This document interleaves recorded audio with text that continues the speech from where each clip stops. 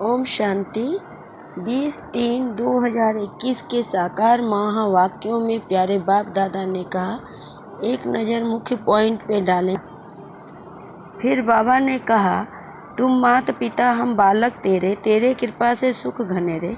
यह तो जरूर परमपिता परमात्मा की महिमा गाई हुई है। यह तो क्लियर महिमा है, क्योंकि वह रचयिता है। लौकिक माँ बाप भी बच्चे के रचयिता है, पारलौकिक बाप को भी रचयिता कहा जाता है। बंधु सहायक बहुत महिमा गाते हैं, लौकिक बाप की इतनी महिमा नहीं है। परम पिता परमात्मा की महिमा ही अलग है। बच्चे भी महिमा करते हैं, ज्ञान का सागर है, नॉलेज फुल है, उनमें सारा ज्ञान है। नॉलेज कोई शरीर निर्वाह की पढ़ाई का नहीं है, उनको ज्ञान का सागर नॉलेज फुल भी कहा जाता है। फिर बाबा ने कहा, कृष्ण की तो कोई बातें लिख दी है, गोपियों को भगाया, यह किया। कृष्ण के चरित्रों की खास एक मैगजीन भी निकली है। शिव के चरित्र आदि के कुछ है नहीं। कृष्ण की जयंती कब हुई, फिर गीता की जयंती कब हुई। कृष्ण जब बड़ा हो तब तो ज्ञान सुनावे। कृष्ण के बचपन को तो दिखाते हैं, टोकरी में डालकर पार ले गए।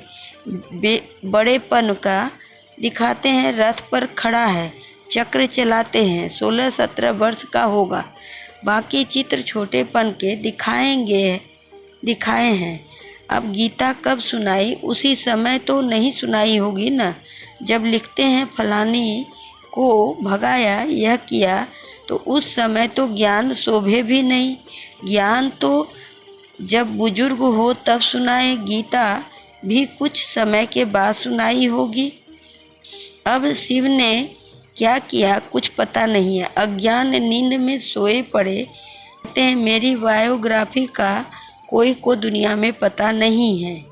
फिर बाबा ने कहा, कृष्ण जयंती गीता जयंती यह 3 मुख्य है। राम की जयंती तो बाद में होती है, इस समय तो कुछ होता नहीं है, वह बाद में मनाया जाता है। सतयुग त्रेता में जयंती आदि होती नहीं है। सूर्यवंशी चंद्रवंशी वर्षा लेते हैं और किसकी महिमा है नहीं। सिर्फ राजाओं का कारोनेशन मनाते हैं होंगे। बर्थडे तो आजकल सब मनाते हैं, वह तो कॉमन बात है। कृष्ण का धंधा है मनुष्यों को सुजाग करना, माने बाबा का रास्ता बताना, घर का रास्ता बताना। जितना तुम देही अभिमानी बनकर बाप का परिचय सुनाएंगे, उतना कल्याण होगा। फिर बाबा ने प्रश्न में कहा, गरीब बच्चे अपनी किस विशेषताओं के आधार पर साहूकारों से आगे जाते हैं। उत्तर में बाबा ने कहा, गरीबों में दान पुण्य की बहुत श्रद्धा रहती है। गरीब भक्ति भी लगन से करते हैं।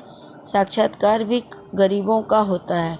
साहूकारों का अपने धन का नशा रहता है, पाप जास्ती होते हैं, इसलिए गरीब बच्चे उनसे आगे चले जाते हैं। गीत में भी बाबा ने कहा, ओम नमो शिवाय।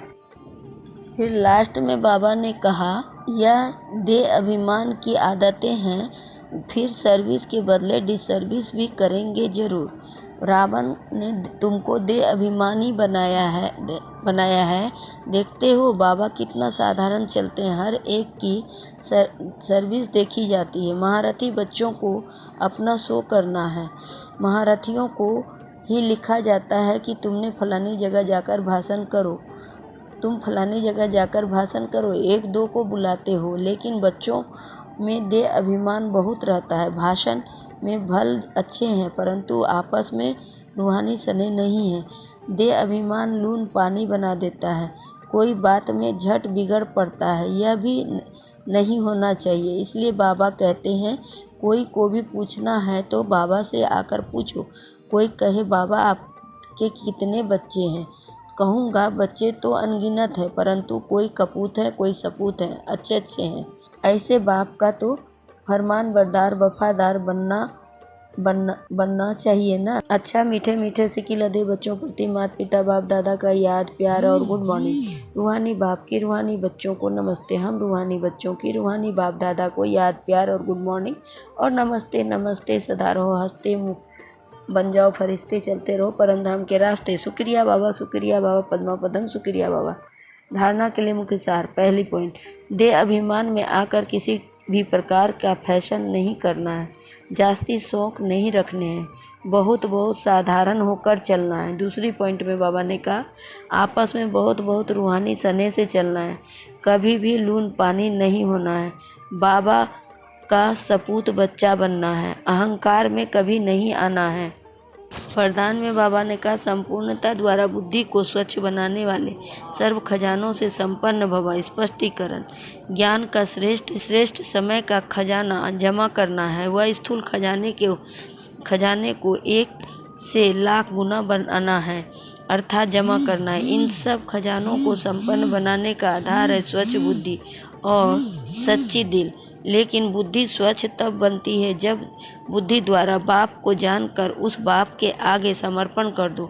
शुद्र बुद्धि को समर्पण करना अर्थात देना ही दिव्य बुद्धि लेना है। फिर बाबा ने स्लोगन में कहा एक बाप दूसरा न कोई, इस विधि द्वारा सदा वृद्धि को प्राप्त करते रहो। एक बाप दूसरा न कोई, इस विधि द्वारा सदा वृद्धि को प्राप्त करते रहो। ओम शांति, ओम शांति।